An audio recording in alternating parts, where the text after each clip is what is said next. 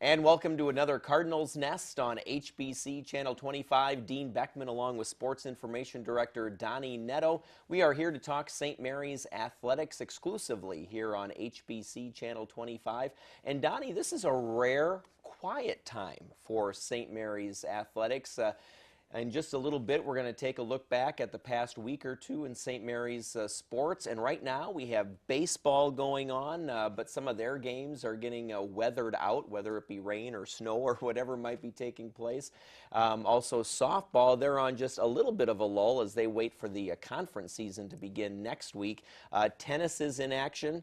But track and field, their outdoor season, they're in between indoor-outdoor, so kind of a rare quiet time right now. Yeah, it is for me from a standpoint of sports information, but I think if you talk to Coach Winicky or Coach Miller, they're going to say this is a very busy time because they're spending more time on their computers looking at the Weather Channel to see where these storms are and if they're coming or not. And so they spend a lot of time trying to figure out how they're going to get games in. The baseball team's already lost a doubleheader to Dubuque that they were supposed to play on Thursday that got rained out, and now this weekend, who knows if they're going to get their doubleheader in with Finlandia. It was scheduled for Friday. It's probably already been postponed from Friday because of the snow we have, and now it's a matter of whether they can get it in Saturday or Sunday. Nick's not even sure if the field is going to be ready. So it's a quiet time, but it's probably a very nerve-wracking time for some coaches because they are so reliant on the weather and whether or not Mother Nature is going to let them play or not. And this snowstorm, that probably could be the worst thing that Coach Winicky could have had as he tries to get these games with Finlandia in. Right, so hopefully they'll be able to do that. Hopefully the weather will take a turn for the better. But the quiet time, Donny, will allow us to spend maybe a little bit more extra time with Ania McNamara. Ania's a senior at St. Mary's University, and she works at the Cardinal Corner, which is the on-campus clothing and other paraphernalia store on campus in the basement of Toner Center. And she's also going to tell us her terrific story. It's about a charity that she heads up that helps an orphanage in Poland. Yeah, it's an incredible story, and it's going to be really nice to have Ania on to talk about it because it really is something that, it's outstanding what these students are doing with the Cardinal Corner. We had a couple of guys on first semester that were doing some very good things, and Ania just picked up right where they left off, and it's a very neat story, and it's one of those where we can kind of just let her tell her story, and I'm really looking forward to that. All right, so that'll be in just a few minutes here on the Cardinals Nest. But Donny, now let's look back at this past week, and we do have a couple of baseball games to talk about. They were on the road down south, not as far south as Phoenix, Arizona, as they were during a spring break, but they were at Cornell College in Mount Vernon, Iowa. A couple of really close games. You couldn't have gotten any closer than that. They won one. And Coach Winicky, he was happy with the way they played. They swung the bats well. They got very good pitching. You look at the stats right there. Their two starting pitchers did an outstanding job. And unfortunately, when it comes to extra innings, they're a little bit snake bit now. That's the second game that they've lost in extra innings this season. And this one, the first game, 4-3 in 10 innings. Once you get into extra innings, it's one of those games that can go, you need a break or, a big hit. And unfortunately, they weren't able to get it. Nice thing, and I know if you ask Coach Winicky, the nice thing was they rebounded very well, bounced right back and got that 5-4 win in the second game.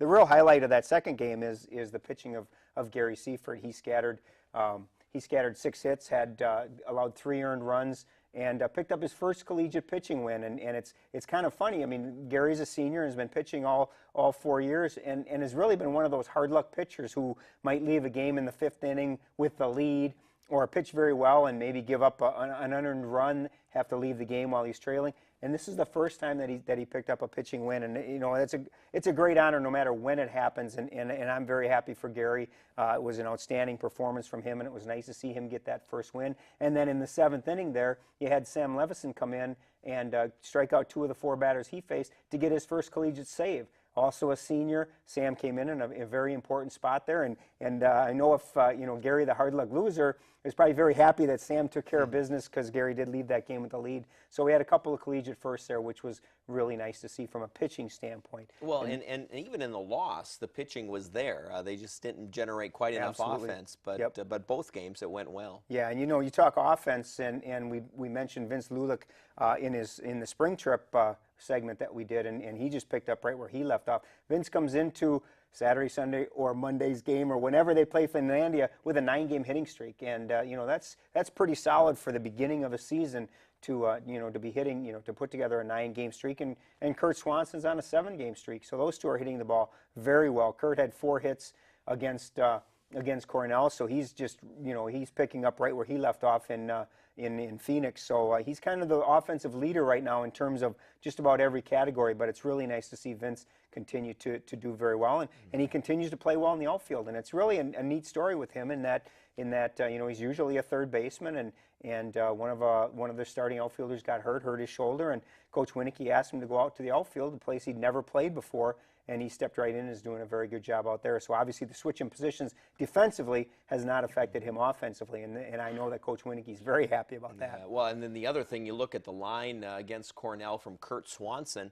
nearly hit for the cycle. He went 4 for 7 in the 2 games, and there you see in that second game, he had a double, an RBI, a couple of runs scored, played well in that first game with an RBI, a run, a double there as well. So he's hitting with some punch and hitting for a high average, 4 for 7 in those 2 games. Yeah, and they need that. They're going to need it, and Kurt's in that tough position. You talk baseball in the major leagues, as a catcher, you don't see catchers catching a lot of consecutive games. Well, Kurt's been behind the plate now for 4 straight games, 2 of which were 9-inning contests. So he's seen a lot of action behind the plate, and like we were talking about Vince, obviously defensively, that kind of taxing duty isn't affecting him offensively. And those two, John Schlemmer's going to need to continue to do well. Chris Bogey, both pitching and offensively, is going to need to continue to do well. And I wouldn't be surprised if we finally get some games in that we're going to be talking about quite a few St. Mary's wins this year. They are a very, very talented bunch, and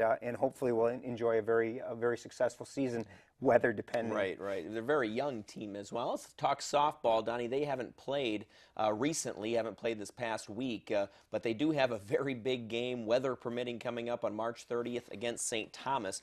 Now, the Tommies, of course, the perennial power in the MIAC, and they are coming off of their spring trip, and so they're only going to be a few days removed from their spring trip, which I guess could be good and bad. Good in the sense that they are not going to have a lot of time to prepare for the Cardinals. At the same time, they will be in game mode, whereas the Cardinals have had a week or 2 off since their spring trip. Absolutely, and you hit it right on the head there, and a lot's going to depend on how St. Thomas's spring trip was. Was it a successful trip for them, and where they're coming back with a lot of momentum, or is it one of those that maybe they were struggling a little bit, and St. Mary's can kind of catch them as they're trying to get things put back together? But we've always had to play indoors to begin with in March, and really for both the baseball and softball teams, for us to even get a game in March is really pretty rare. So the fact that the snow and the rain has kind of put things up in the air a little bit isn't much of a change from any other year that St. Mary's has played. The St. Thomas games are huge for St. Mary's, no question about it. St. Mary's took a split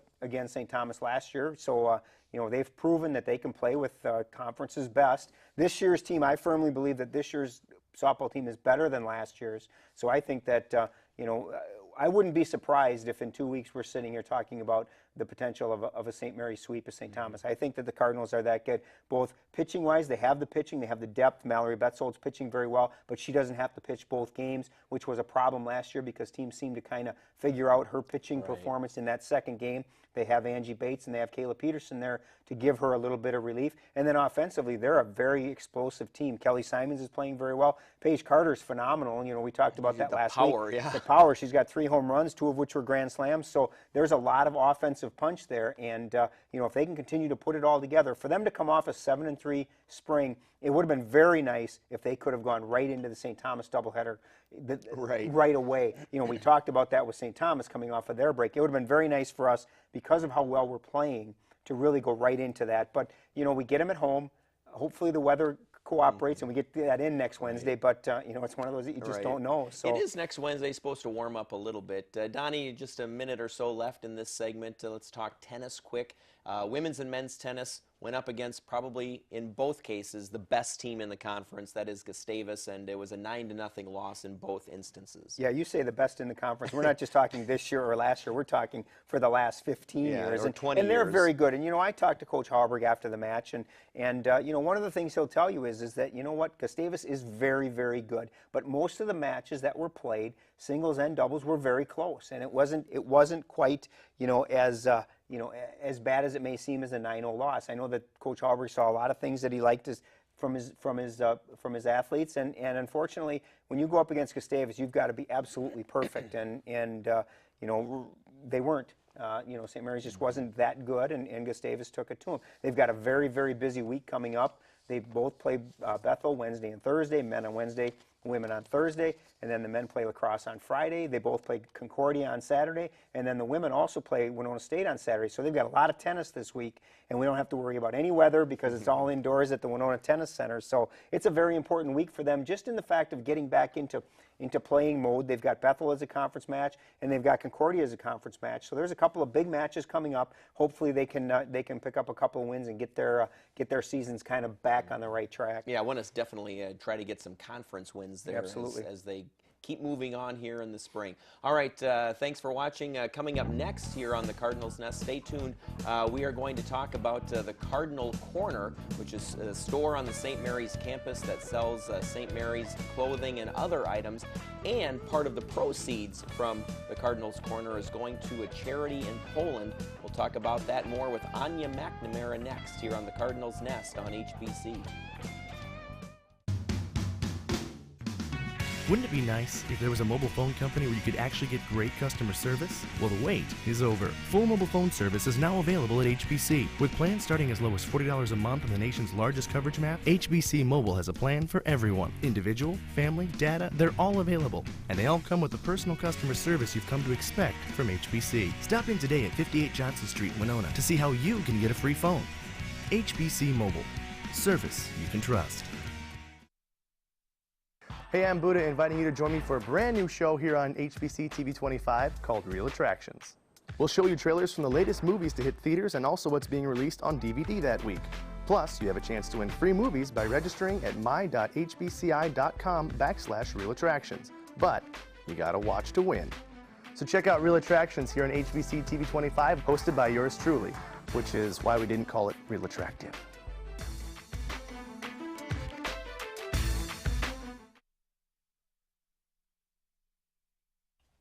And we're back here on the Cardinals Nest, and now we have some introductions. All right, I'm Dean Beckman. This is Donny Nadeau. This is Big Red, all right, the Cardinals mascot, and just one of the shirts and jerseys that you can get at the Cardinal Corner. That's Father Fabian, all right, on one of the T-shirts. He's a St. Mary's legend, still a professor at St. Mary's University. And this is Ania McNamara right next to Father Fabian there, who's on the T-shirt. Also, that Father Fabian T-shirt can be had at the Cardinal Corner as well. But Ania McNamara, thanks for joining us. You are a senior at St. Mary's. Tell us a little bit about yourself. Now, we're going to get into that a little bit later, but just quickly tell us where you're from in the Twin Cities area, what your major is at St. Mary's, and how you came to be at St. Mary's. Oh, sure. I am a senior at St. Mary's, and I'm a marketing major. I'm very active in the PR Business Club and the Kabara Institute. Business is my way. I really enjoy it a lot. I'm from the Twin Cities up in St. Paul area, White Bear Lake. I'm the youngest of 4 girls, and both my parents are SMU alums. So St. Mary's has kind of been in the family blood tradition, and I've really enjoyed my time here. Yeah, well, and I know your mom kind of got you that start, at least in your interest in business. Sure. And you continue to help her out with her business a little bit, right? Absolutely. She's owned a company for 25 years in the publication and international trade show industry for the window fashions fabric industry. It's been a huge learning experience for me, so I've known that this is the direction I want to go. Yeah, that's great. So welcome to the Cardinals Nest today here. And first we want to talk a little bit about the Cardinal Corner. And as Donny pointed out in that first segment, we had a couple of young gentlemen from the entrepreneurship class who help run that Cardinal Corner, which is a store that sells clothing that you see here with the Father Fabian shirt or the jersey. This is the hockey fan jersey. But they also have other items as well. So Ania, this Cardinal Corner, it's run by a class at St. Mary's, right? Right. This the Cardinal Corner is a non-for-profit retail store located at St. Mary's in the basement of Toner Center. It is required for marketing majors and other business majors, but we have a large variety of students. We have accounting majors, management majors, marketing, all sorts of people. And it's really an opportunity for students to come into the classroom and really learn hands-on how to run a business, which is so important when you're on your resume or when you're at an interview, and you can say that I've implemented these different strategies and this is what I've come up with. So all the students have had to come up with different products to sell, and my group came up with the Father Fabian t-shirt. We just thought Father Fabian is such a legend at St. Mary's, and it's about time that somebody did something. There was talks about it in the previous section class, and we just kind of implemented a plan and put it together, and it's been a huge success. Yeah. So, and also we have students who've come up with the jersey, the fan jersey, which are selling well, and we have students who came up with the SMU koozies, so that you can put your drinks in, keeping it cool since 1912. So along with all of our products at the Cardinal Corner, you get a wristband as SMU. I think you have one. You get one with every product that you buy. So we've really been able to come up with these ideas. We have to do all the marketing, all the campaigns, all the PR, and really push that product out there. So it's a really great hands-on experiment for students to Talk a little bit about the t-shirt. Did you obviously had to get Father Fabian's okay for that, and did he really understand what was going to happen with this t-shirt? Well, we did have to get his okay. We had to get his okay for everything. And we actually just went up to him and said, Father Fabian, we have this great idea. You're such a huge part of St. Mary's. We want to do something. He thought it was funny, and he was just like, well, why? You know, Father Fabian. But he ended up buying some of his own. I'm not sure who he's giving them to. But and we presented him with the Father Fabian t-shirt, and he was really excited. So it's been really fun. Have you ever thought about using Donny as a model? You know, he's got a lot of the St. Mary's sports shirts going on. Well, we were talking about the fact that they should really, maybe we should do something of every teacher of the year or something like that. Something fun, but we'll see. Now, Ania, part of the proceeds from the Cardinal Corner go to a charity that you have actually set up, and it's for an orphanage in Poland that you actually started out in. You were in this orphanage until you were 4 years old. Correct. Before you were adopted by your Twin Cities family.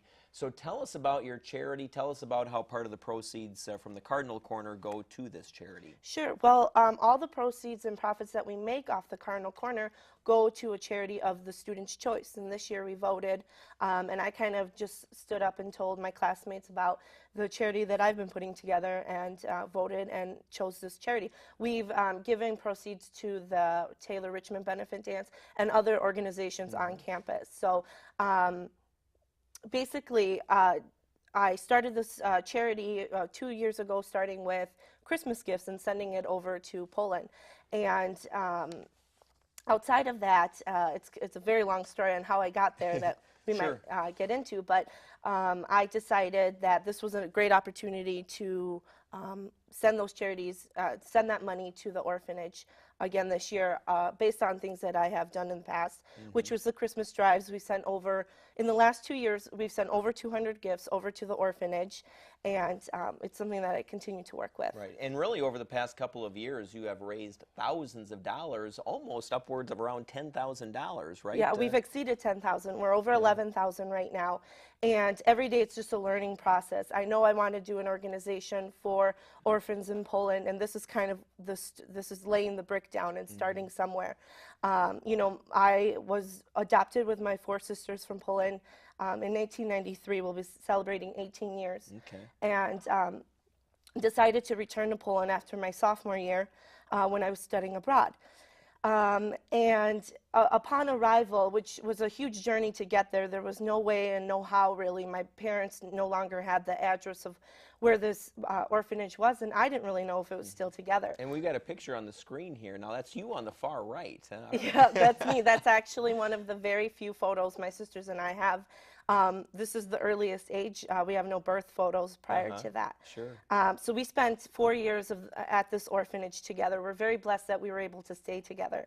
And upon going back to the orphanage and finding it after a long journey getting there, the sister that took care of us, Siostra Elżbieta, was still actually there. Wow. And recognized me the second I opened the door. Wow, that is incredible. It was a phenomenal feeling. It was goosebumps all over my body. It was something that has stayed with me to this day.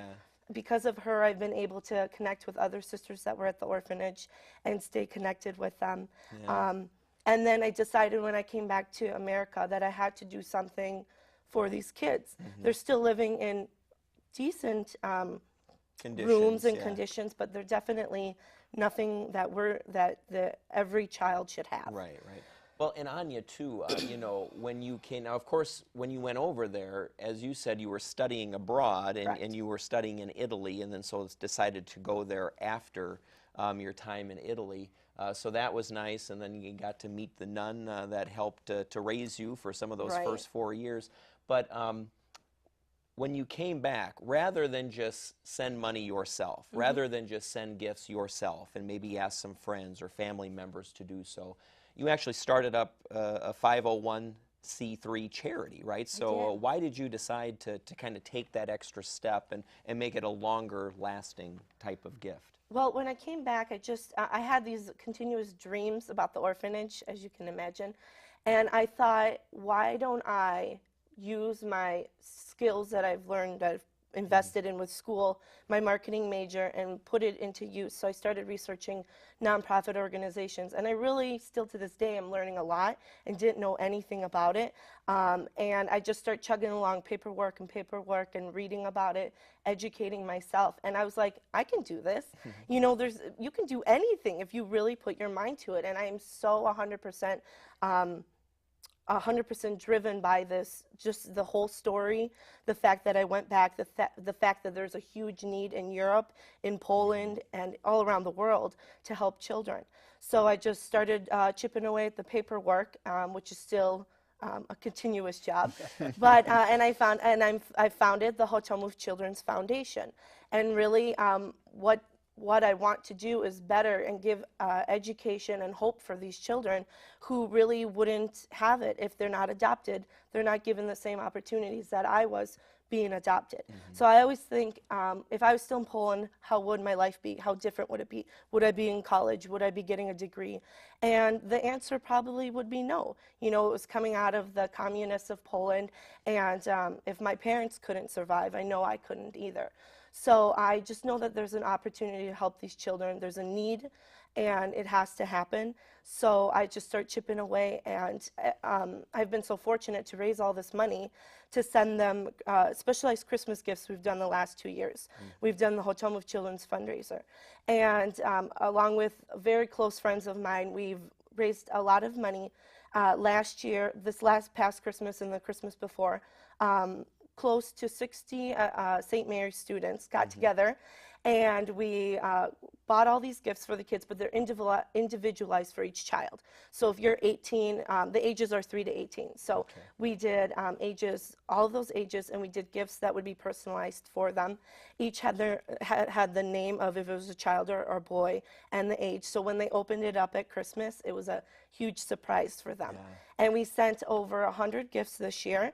We did little gifts of candy and little small stuff, and then the bigger stuff, things they need. Nice clothes.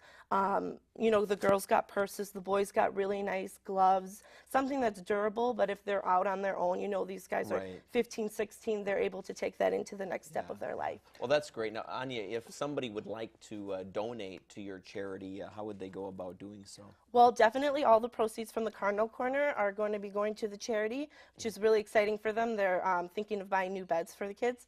So also, if they're interested, they can visit my blog. I do have a blog. It's the Hotel Move Children's fundraiser, and you can find that on the Cardinal Corner Facebook fan page, and they can visit the blog and learn on different ways to give. Right.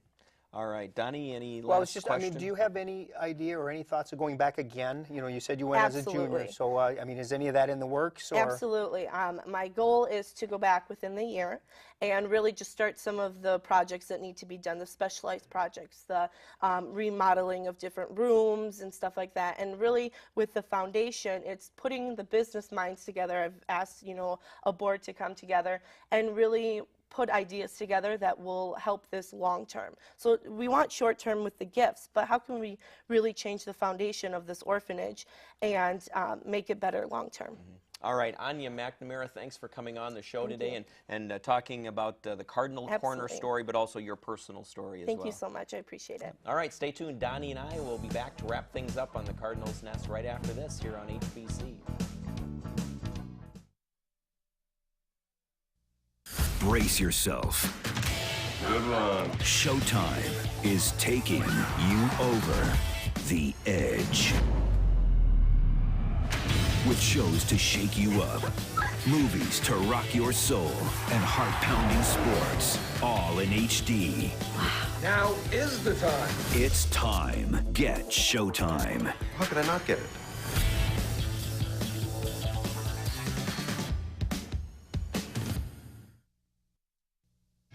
Experience HDNet. Television is no place to hide. Your home for MMA. We've just slain the fight of the year. Uncompromising Emmy Award-winning news. We're told that if we got out of the car, that the police would stop us from filming. The world's greatest concerts every Sunday.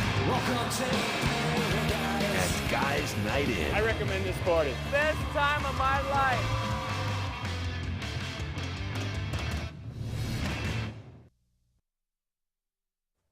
Well, it's been a very busy time at St. Mary's. A lot of events going on right now, right after our spring break and right before Easter break coming up later in April. One of the events, the Cardinal Plunge. They didn't get me, they didn't get Donnie in there on Saturday, I don't think, but a great fundraiser. And this time the fundraiser went to emergency funds that are in place for St. Mary's University students who find themselves in an emergency situation and need some quick funds. And so there you see taking the cold plunge into Lake Goodview, and that was last Saturday. And no shirt on that one gentleman. You wouldn't catch me doing that, Dean. He has a lot more guts than I would. Also last Saturday, Friday night into Saturday, it was the Relay for Life, which is the fundraiser where the proceeds go to benefit cancer research. And so there you see that was Saturday, March 19th, and it's a 24-hour event where they have to walk around the track. All of the teams raise money, and then they constantly have somebody walking around the track as a way to symbolize the 24-hour battle against cancer. And so a lot of students, hundreds of students and great turnout. Faculty, staff participated there. They do that every year, of course, across the country, and St. Mary's has really become a big part of that. So that was good to see. Also, some upcoming events, the St. Mary's Concert Band and Wind Ensemble, both directed by Dr. Janet Hoykeshoven, will present a Music in Our Schools Month concert. That'll be on Sunday, March 27th in Winona. That'll be at the Page Theater beginning at 3 p.m. And there you see price and ticket information. Also, the St. Mary's University Theater and Dance Department invites the public to the Spring Splash series. It's 3 one-act student plays directed by students. That'll be March 30th through April 3rd, and the plays will be held at the Valencia Arts Center. Tickets are $10 for adults, $5 for adults and seniors. The shows are scheduled for 7:30 p.m. Wednesday through Saturday, March 30th through April 2nd, and then 3 p.m. on that Sunday, April 3rd. And finally, of course, it's the Taylor Richmond Benefit Dance. That is this Saturday, March 26th. You can get tickets at the store, and proceeds will benefit the cancer patient that you see on the screen there, Tony Graythan, a 7-year-old boy from Rolling Stone battling cancer. Certainly, it's a great cause, and really it's a formal dance, really a great time. The Johnny Home Band performs every year at the Taylor Richmond Benefit Dance. All right, that's going to do it for the Cardinals Nest this week. Thanks for watching here on HBC Channel 25.